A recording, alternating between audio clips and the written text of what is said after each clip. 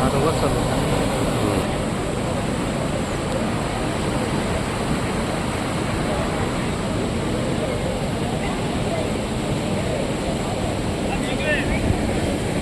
पाठवलं नाही.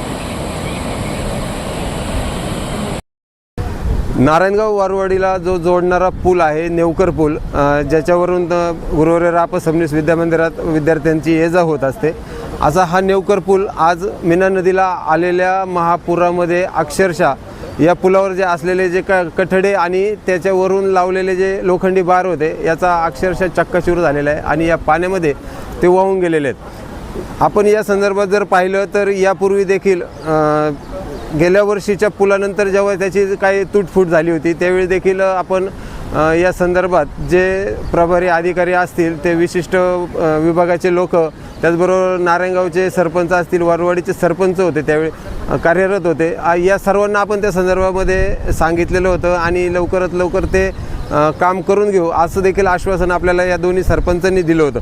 मात्र आज या वर्षीच्या पुलामध्ये ते पूर्ण कठडे आणि ते संपूर्ण बॅरिकेड्स किंवा जे वरून जे लोखंडी बार आहेत हे पूर्ण जमीनदोस्त झालेले आहेत.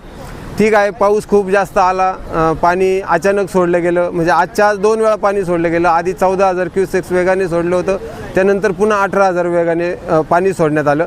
मात्र हे जर आपण जर पाहिलं तर याची जर आधी काळजी घेतली गेली असती तर आता हे पाणी ओसरल्यानंतर हा पूल वाहतुकीसाठी पूर्णपणे निरुपयोगी ठरणार आहे. कारण जोपर्यंत ते काढलं जात नाही तोपर्यंत त्या पुलावरून वाहतूक होणार नाही आणि पलीकडं जो छोटा पूल आहे मेहेर पूल, त्या पुलावरून वाहतूक होत नाही, म्हणजे दुचाकी गाड्या जाऊ शकत नाही, 4 चाकी, म्हणजे संपूर्ण जो मोठा पूल आहे पुणे नाशिक राष्ट्रीय महामार्गावरचा त्याच्याकडूनच हे ट्रॅफिक आता वळवावं लागणार आहे. आणि जर आपण पाहिलं तर नागरिकांना, वारुवाडीच्या पण असेल नारायणगावच्या पण असेल, दोन्ही गावच्या नागरिकांना याचा मोठा त्रास पूर ओसरल्यानंतर सहन करावा लागणार आहे.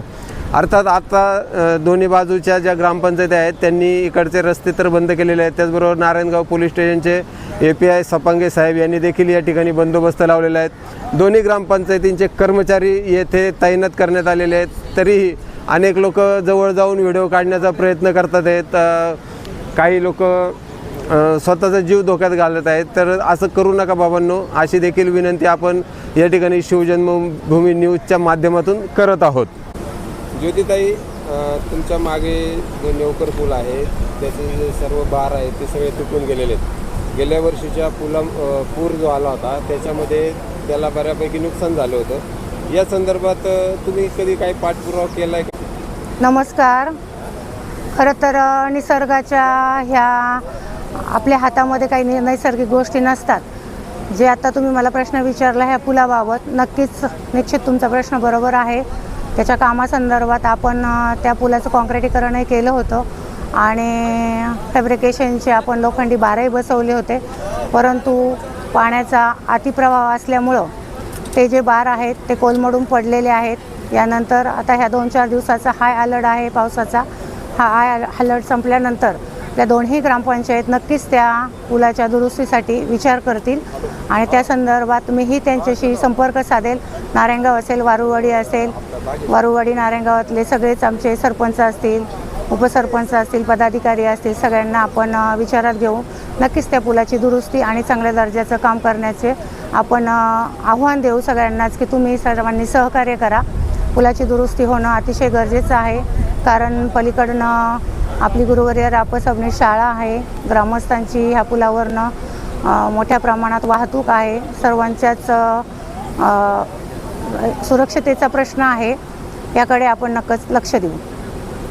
आता पूल हा मुळातच आता वाहतुकीला कमी पडते, तर मग आता जर तो पडलाच आहे तर त्या संदर्भात त्याचं रुंदीकरण असेल किंवा काही उंची वाढवणं या संदर्भात तुम्ही काही पाठपुरावा करणार? आता पुलाची ह्या पावसामुळे खरं तर दुरावस्था झालेलीच आहे. तर संबंधित विभागाकडे आपण मागणी करूयात. पुलाची उंची, रुंदीकरण आणि थोडंसं दर्जेदार काम, या सर्वच गोष्टींची आपण मागणी करूयात. कारण वारुवाडी, नारायणगाव हे दोन्ही पुलाच्या लगत ग्रामस्थ, इतर रहिवासी बऱ्यापैकी जवळून आहेत. त्यामुळे ह्या वारंवार ह्या गोष्टींना प्रत्येक पावसाळ्यामध्ये प्रत्येक ग्रामस्थांना सामोरे जावं लागतं. नक्कीच याचा पाठपुरावा करू आणि या दुरुस्तीकडे लक्ष देऊ असं मी सांगते. वारुवाडीकरांना आणि नारायणगावकरांना सर्वांनी सहकार्य करा.